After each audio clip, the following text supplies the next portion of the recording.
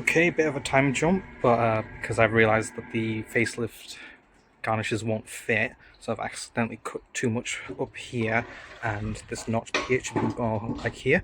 But thankfully, I didn't fully mess up, so I've got the new ones, well, new old ones, and if I put them on, they fit. So, normally the instructions say to take off the bumper to do it on, but I'm going to try something different. I've stuck the template on, so it just lines up with the notch for the towing hook, and I've stuck the coating template on here, which is much easier than the V2 or the facelift. So just cut it up to here, and what I've done is I've put a tape, so I've marked from that corner, and you can just see just before where the plastic rubber goes in, I've just taped it here, so that gives me a nice cut out.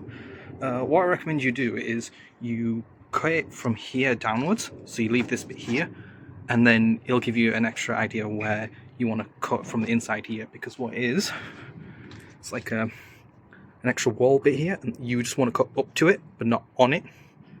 So like on this side, I've actually left a bit more, but it still fits, so this is fine. But yeah, now get some cutting done. To answer the question of can you cut your bumper while it's still on, you can. When I said about cutting it here first and then cutting it inwards so you can see inside it easier, turns out if you just do it to, you can see like a little ridge here. If you cut up to that line, it works out perfect. And if I grab the garnish and put it on, you can see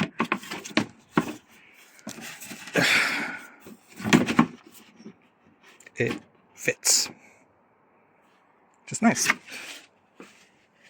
If you don't have the template, it measures, because this part here is a straight line meant to be. It's about 30 millimeters, I believe, from, yep, just under 30 millimeters, about 28 millimeters from the tow hook cover.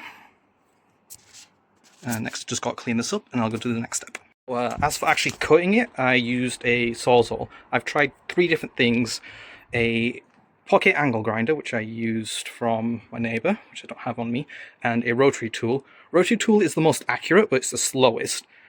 Also, I kept breaking the blade, so I went like, sawzall. The rotary tool melts the plastic a bit more, so I wouldn't recommend it. If you don't unless you have you don't have a sawzall.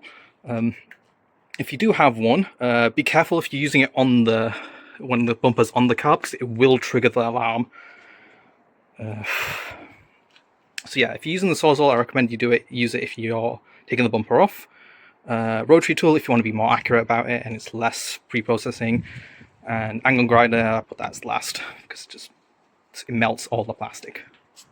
Right, next step is to drill a hole on the left-hand side of the car. The template has the position of the hole, but because I messed up and cut too much here, it's meant to be here. So what I'm going to do instead is I'm going to put it down here and hope it works.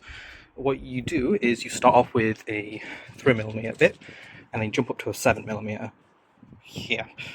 So yeah, just do that.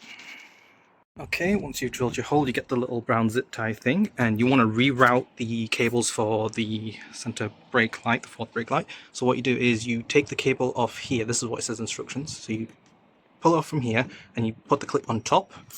You leave about 20 centimeters, I'm just going to guess. And then you put the cable through here.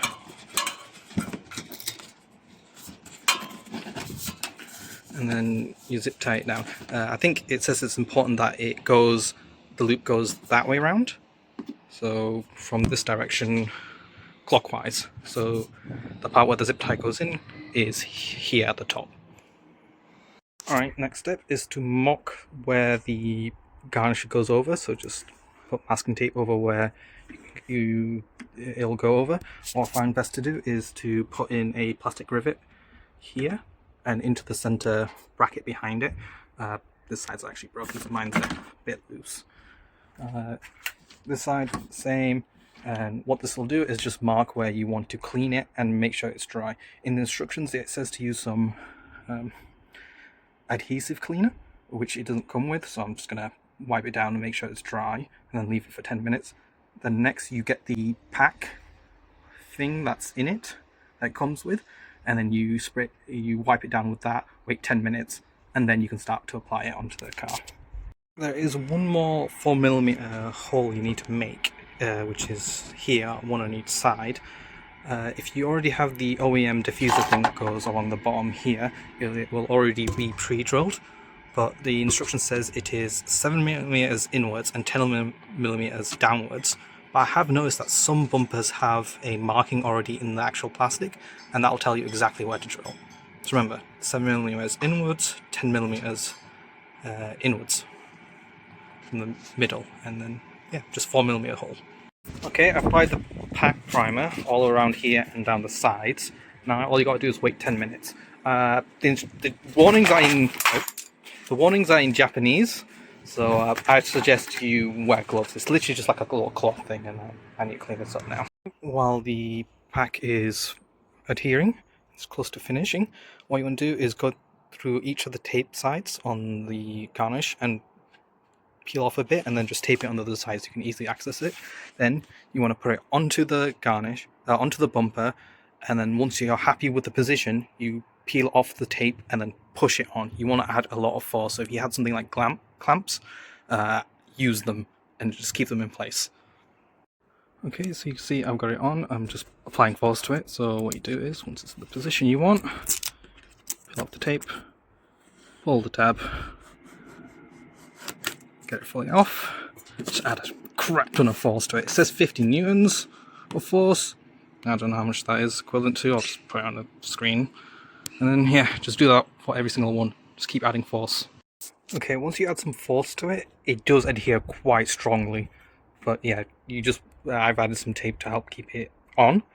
Once it's on, you don't go over 60 kilometers per hour, I believe, for 24 hours, and you don't wash it for 72 hours.